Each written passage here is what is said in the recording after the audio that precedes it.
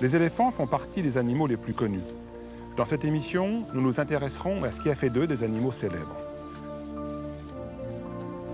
Mais une mise au point s'impose, car les éléphants ne sont pas tout à fait ce que l'on croit, ils sont encore plus que cela.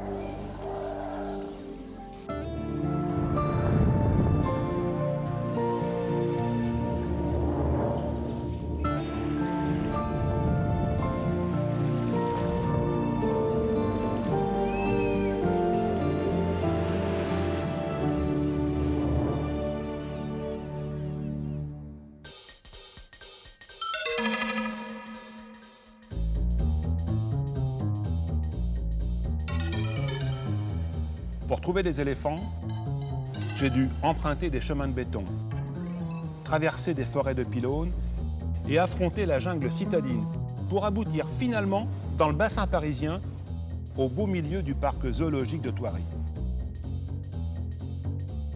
Là, sur 40 hectares de forêt et de prairies, se promenaient en semi-liberté des animaux de la savane africaine.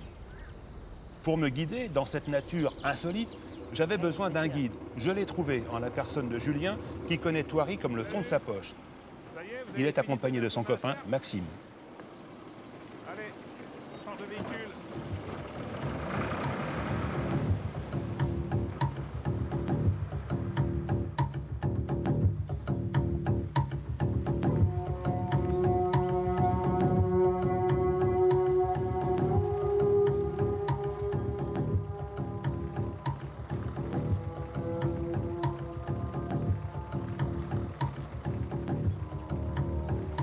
Des éléphants d'Afrique ou des éléphants d'Asie? Ça, c'est des éléphants d'Afrique, parce qu'ils ont des grandes oreilles. Au bout de la trompe, ils ont comme deux petites pinces, alors que celui d'Asie, il en a qu'une. Et ils n'ont pas un creux sur la tête, là, au niveau du crâne. Alors que les Asiatiques, ils ont un petit creux. Je vais vous les présenter. Alors, le gros, là-haut, il s'appelle Ben.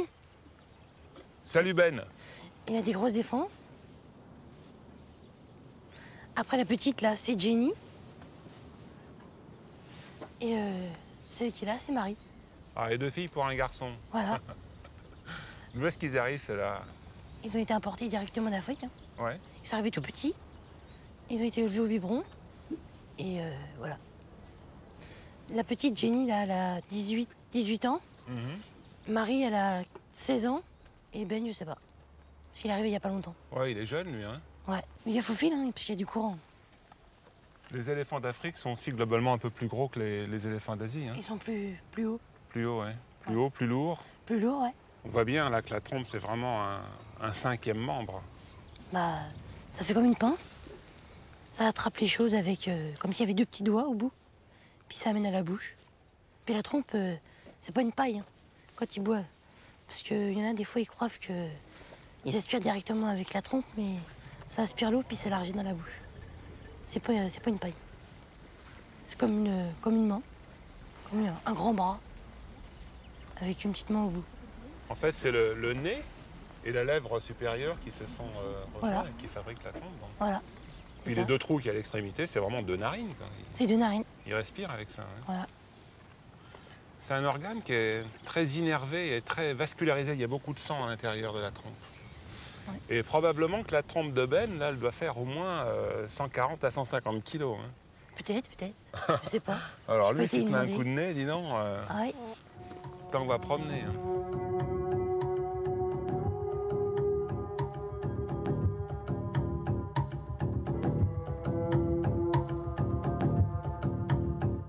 Quand ils sont dans l'eau comme ça, alors en Afrique, c'est extraordinaire. Ça parce fait un que- tuba. Ouais, ils s'en servent comme tuba pour respirer. Ouais. Ils s'aspergent avec aussi. Quoi. Quand il fait chaud. Ouais, quand il fait chaud. Et quand ils sortent du bain, ils se foutent de la poussière partout. Là, c'est De la en boue. fait pour lutter Pour le soleil. contre. Ouais. À la fois, ça les protège du soleil, ça fait une couche écran. Ouais. Puis ça les protège aussi des parasites. Des parasites, ouais. Alors j'ai vu un truc en Afrique assez rare d'ailleurs. Quand ils sont agressés, quand ils se sentent tout simplement dérangés, hein, il suffit que quelques animaux les entourent et puis ils sont là en train de casser la croûte, ça les agace un peu. Ben, ils n'hésitent pas avec la trompe à arracher un arbre, ils prennent l'arbre, ils l'arrachent, Ouais. ils se baladent avec l'arbre pendant un moment, puis paf, ils le balancent sur les intrus. Alors quelquefois, les intrus en question, ça peut être aussi des rhinocéros. Hein. Et puis les rhinocéros se replient, hein, ils partent. Hein. Ça suffit pour les repousser. Ouais. Donc ils servent de leur trompe pour projeter aussi des objets. T'as déjà vu ça ici? Oui, j'ai des cailloux des fois. Des pierres, ils les ramassent. Quand ils sont énervés, puis ils les lancent sur les voitures. Carrément, comme ça, ouais. Faire attention, quoi. On se rend compte finalement que les éléphants sont des animaux très évolués, très adaptés, très sociaux aussi. Ouais. Puisqu'ils arrivent à produire par un dispositif qu'ils ont situé dans le haut de la trompe des infrasons. Quand ils se baladent dans la savane, le groupe d'éléphants est complètement dispersé. Ouais. Ils arrivent à ne plus se voir, mais pourtant ils communiquent. Ils communiquent quand même, ouais. Ouais, ils communiquent par infrasons. Et alors ce qui fait que quand il y a un danger dans la savane, le groupe s'est dispersé, et puis il y a un feu de savane, il y a un feu de brousse, il gagne, et finalement il se répand dans la savane. Dès qu'il y en a un qui sent l'odeur du feu, paf, il avertit les autres. Donne l'alerte. Voilà, alerte au feu. Mais en plus, non seulement ils sont capables d'émettre ces infrasons, mais ils ont un sens, ces infrasons. Ça veut dire, il y a un danger, c'est du feu, et il vient de là. Donc, la bonne façon de s'en protéger, c'est de partir dans la bonne direction.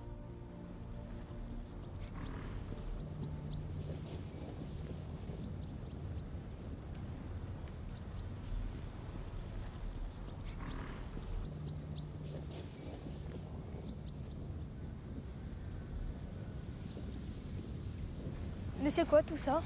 Bah là, t'as les watusi, c'est des vaches africaines. Après, t'as les zèbres. Après, t'as les lions du Cap derrière, et là, t'as un gnou. Un mâle. Un mâle, qui est tout seul. C'est une antilope aussi, le gnou. Hein. Ouais. On a rassemblé là quelques-uns des animaux qui côtoient les éléphants dans la savane. Ouais. Alors, ce qui est amusant, c'est que là, bon, ils mangent tous de l'herbe rase, mais dans la savane, ils se répartissent les étages de végétation. Certains vont arracher l'herbe en tirant dessus, d'autres vont couper l'herbe, d'autres vont brouter, là, tout simplement, comme on le voit là, quoi. Hein. Certains vont s'attaquer aux herbes très sèches, aux brindilles, complètement desséchées par le soleil, par le vent. Il y en a qui vont s'attaquer aux basses branches, et puis il y en a qui vont s'attaquer aux branches les plus hautes. Ils vont tondre les arbres. Évidemment, ceux-là sont surtout les girafes, quoi.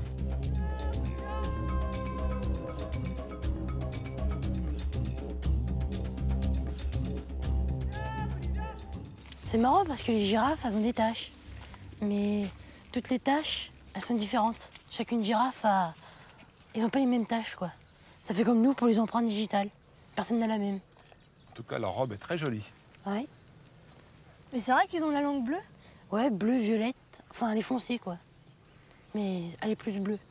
Ce sont des animaux qui sont vulnérables. Hein. Le lion peut les attaquer, Ouais. surtout quand elles vont boire au point d'eau, parce qu'elles écartent les jambes pour pouvoir atteindre la surface de l'eau.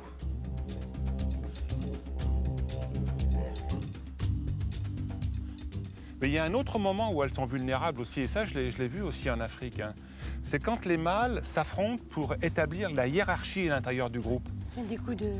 Voilà. Avec le grand coup, là, ils se donnent des coups de tête, mais à chaque fois qu'ils balancent la tête, ils vident leur cerveau de sang. Alors, ils le font une fois, ils le font deux fois, ils le font trois fois. Évidemment, au bout d'un moment, ils finissent par être complètement étourdis. Et certains, au bord de l'évanouissement, sont obligés de rompre le combat, quoi. Du coup, ceux-là acceptent la défaite et ils se retirent. Mais à ce moment-là précis, le lion peut attaquer.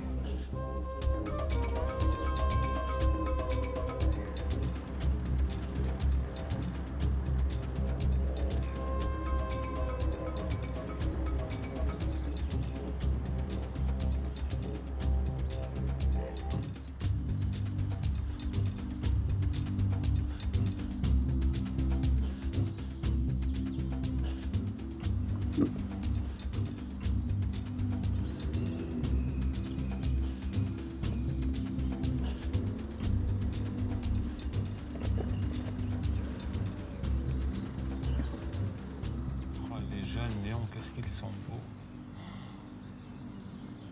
Ils ont l'air tranquilles comme ça, peinards. Mais il suffirait qu'on sorte pour que immédiatement il y ait une charge.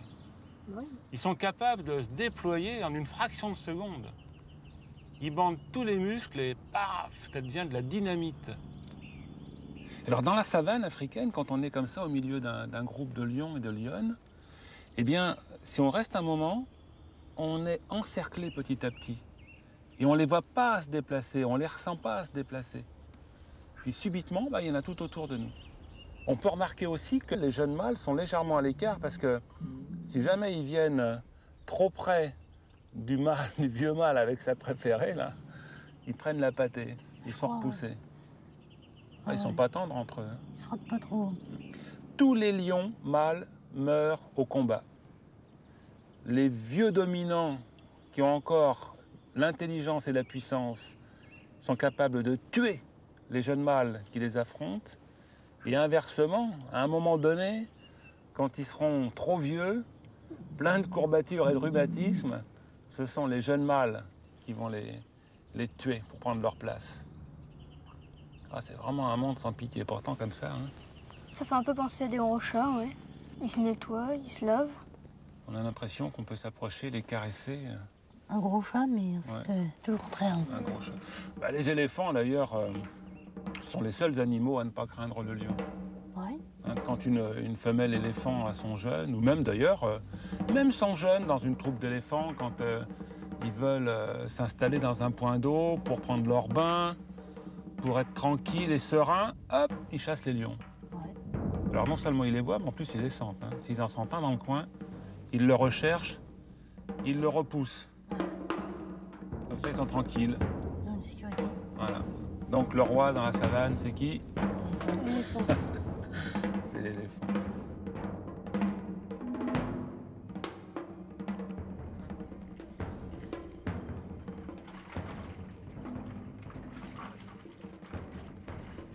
Même en Asie, d'ailleurs, les éléphants d'Asie font la loi par rapport aux tigres. On peut approcher un tigre sur le dos d'un éléphant, hein. Ouais, à quelques mètres. Hein. Et pourtant, le tigre, c'est un animal qui est énorme, qui est aussi très souple, qui est très agressif quand il est en chasse ou quand il se sent menacé. Devant l'éléphant, à chaque fois, c'est repli stratégique.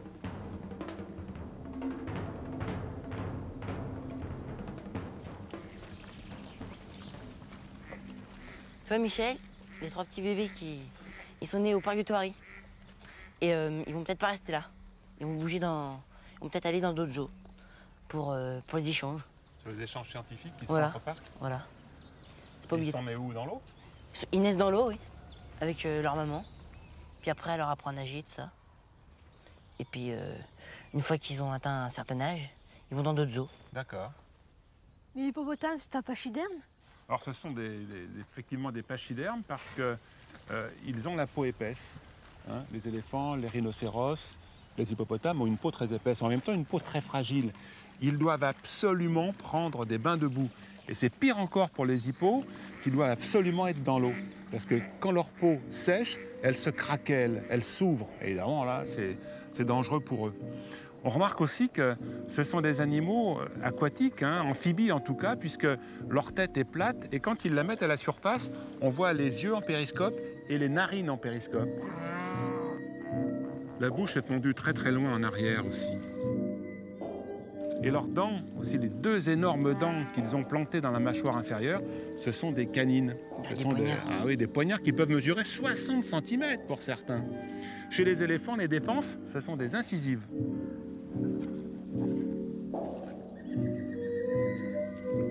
Alors quand on les voit comme ça, très tranquilles, on a l'impression que C'est cool. c'est cool, ouais, comme tu dis. Et puis quand on les dérange, quand ils veulent te faire sortir de leur territoire de sécurité, ils ont des démarrages fulgurants. Hein, ça part à une vitesse folle.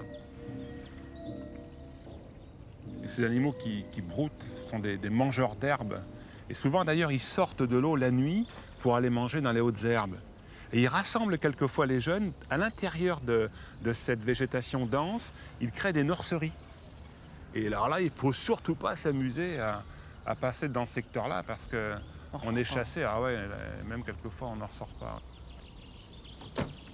Ah, c'est l'heure du casse-croûte. Oh là, ils sont énormes, ils sont moches. On dirait vraiment des bêtes préhistoriques. Non, c'est vachement beau, ça. C'est petit, mais c'est musclé.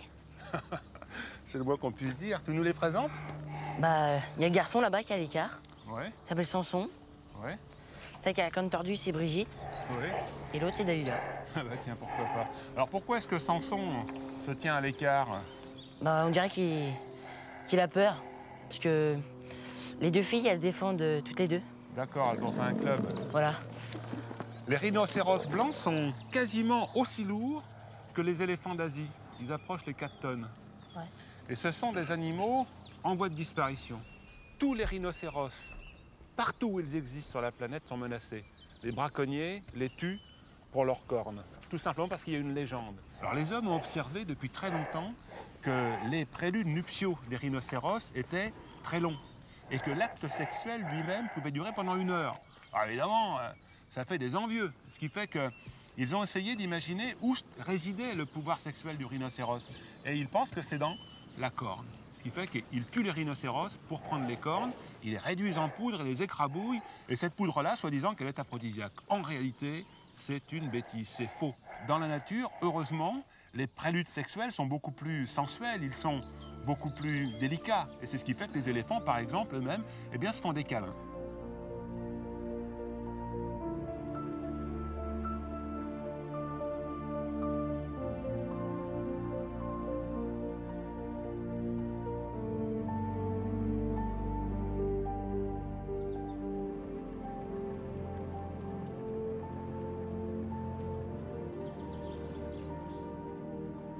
Finalement, on se rend compte que dans un parc zoologique comme celui-là, les hommes aiment bien se retrouver vivre en groupe. Et à l'intérieur de ce groupe, ils se sentent en sécurité. En même temps, on observe les jeunes, les enfants qui apprennent au contact des autres, en observant au contact aussi des plantes et des animaux. Finalement, moi, ça me fait penser aux éléphants. Les éléphants aussi, quand on les observe, et souvent donc par petits groupes, dans la jungle, en Asie, des groupes de femelles avec des jeunes, on se rend compte que les jeunes s'amusent avec tout ce qu'ils trouvent. Comme des enfants. Ouais, comme des enfants. Une préférence dans l'eau d'ailleurs. Hein. Ouais. Et ils prennent du plaisir. Quelquefois, ils se prennent des raclées aussi parce qu'ils vont un peu trop loin, oui, par les parents. Ils apprennent à leurs dépens aussi. Comme nous, quoi. Hein, comme nous. Ils goûtent, ils écoutent, ils sentent, ils palpent, hein, ils regardent avec étonnement. Et ça, c'est vraiment propre aux animaux sociaux. On en fait partie, comme les éléphants. Et ils apprennent en fait toute leur vie, les éléphants. En gros, jusqu'à leur majorité, c'est-à-dire qui correspond à peu près à l'âge de 15 ans, 16 ans, ils n'arrêtent pas d'accumuler des informations qui leur serviront toute leur vie.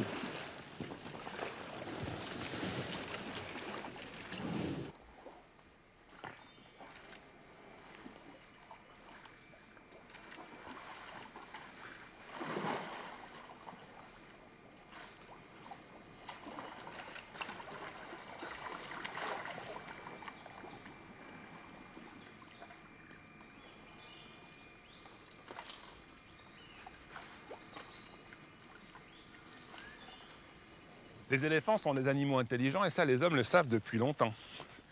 La preuve, c'est qu'ils les ont utilisés pendant des millénaires. Et ça continue encore aujourd'hui. Les grands cirques contemporains proposent au public, toujours en ce moment, des numéros d'éléphants qui s'inscrivent dans la tradition du cirque d'autrefois. Alors j'ai voulu vérifier comment les choses se passaient aujourd'hui. Je me suis arrêté à Dijon et je suis allé rendre visite aux éléphants du cirque Fleury-Lisieux. Je suis arrivé l'après-midi, le chapiteau était dressé. Les roulottes étaient disposées de telle sorte que j'avais l'impression d'arriver dans un village. Les artistes étaient dehors et prenaient le soleil. Les 2 éléphants d'Asie étaient tranquilles, ils mangeaient et se taquinaient de temps en temps, alors que l'éléphant d'Afrique jouait avec son soigneur. Et dès que ce dernier avait le dos tourné, il en profitait pour faire ce qu'on pourrait appeler des bêtises.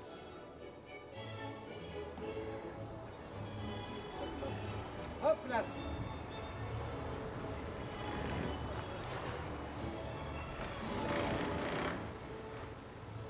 Le spectacle avait lieu le soir. J'ai rendu visite aux artistes. Dans leur loge, ils étaient entourés de petits soins. Puis, ce fut le spectacle. Je n'ai pas du tout eu l'impression d'avoir en face de moi des éléphants déprimés. Les éléphants imprégnés par les hommes peuvent vivre dans un espace limité à condition qu'ils fassent travailler leur cerveau. Or, en captivité, ils n'ont pas la préoccupation de rechercher leur nourriture, de s'inquiéter des lions, de réagir face aux feux de brousse. Donc, il faut absolument qu'ils occupent leur cerveau autrement. Ça, c'est primordial pour leur santé.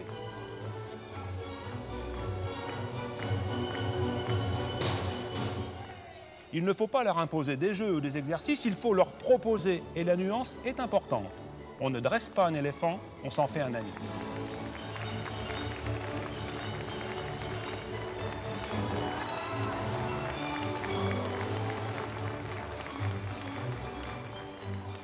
On va faire une entorse au règlement. On va lui donner un petit goûter. Mais normalement, on n'a pas le droit, c'est interdit. On doit rester dans la voiture et tout ça. Et vite fermé. C'est interdit parce que les éléphants sont des animaux dangereux. Ouais. On est habitué avec Dumbo, l'éléphant volant, avec Tarzan aussi, avec son pote l'éléphant. Ouais. Il y a Babar aussi qui nous a habitués à Petit Babar et nous toute sa faire croire que famille. l'éléphant était un animal tranquille, paisible. Et c'est un des gros problèmes que connaissent les gens en Asie. Parce qu'en Asie, bon, il y a de la jungle. Alors c'est une végétation très dense, souvent épineuse. Et pour se déplacer dans la jungle, bah, il faut ou y aller à coups de machette ou attendre que les éléphants soient passés. Voilà. Alors l'éléphant sauvage passe, il creuse un tunnel là-dedans, et puis les gens empruntent ce tunnel. Ouais. Et si les éléphants font la sieste dans le bois quand on passe, eh bien ils peuvent être effrayés, ils marquent leur territoire, ils peuvent attraper les gens, les coller par terre et les écraser comme un mégot. C'est extrêmement dangereux.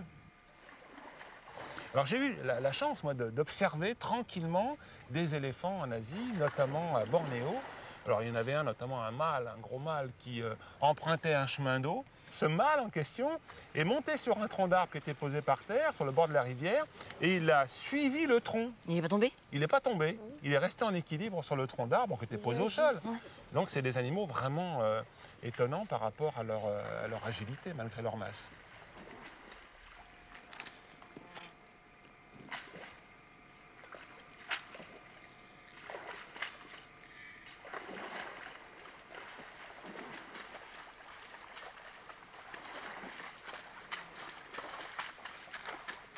Et en fait, ce sont des animaux extrêmement sensibles. Ouais. Hein. Aussi bien par les pieds que par la trompe, ils sont capables de percevoir des sensations. Et ça, ils s'en servent sans arrêt, hein, en permanence.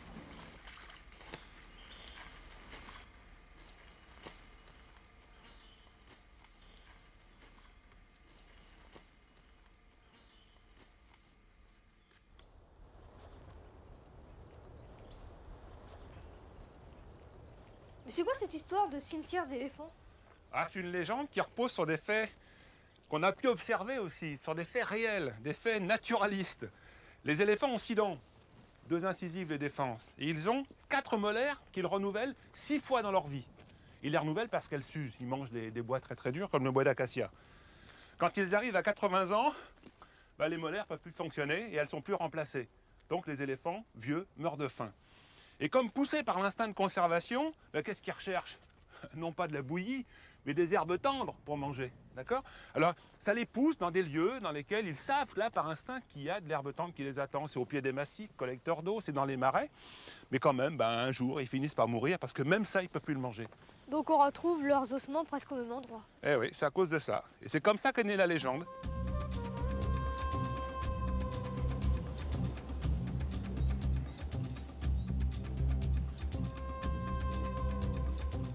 Quand j'ai rien à faire ou que je m'ennuie chez moi, ben, j'ai un toari. Je viens avec les soigneurs, puis je passe ma journée comme ça. Et c'est une passion pour toi, alors. Tu veux faire quoi plus tard? Vétérinaire ou autre chose, comme ça? Ah non, non, moi je veux pas faire ça du tout, je veux faire sapeur-pompier. Ah bon? Ouais.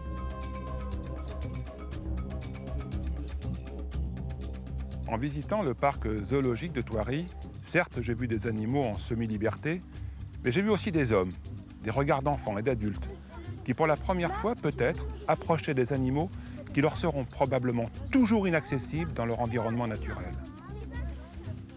En visitant ce genre de parc, en se frottant aux animaux par le regard, en éprouvant des émotions, on prend peu à peu conscience de la nécessité de protéger, partout sur la planète, les animaux sauvages. Julien et Maxime sont, j'en suis certain, conscients de ce devoir.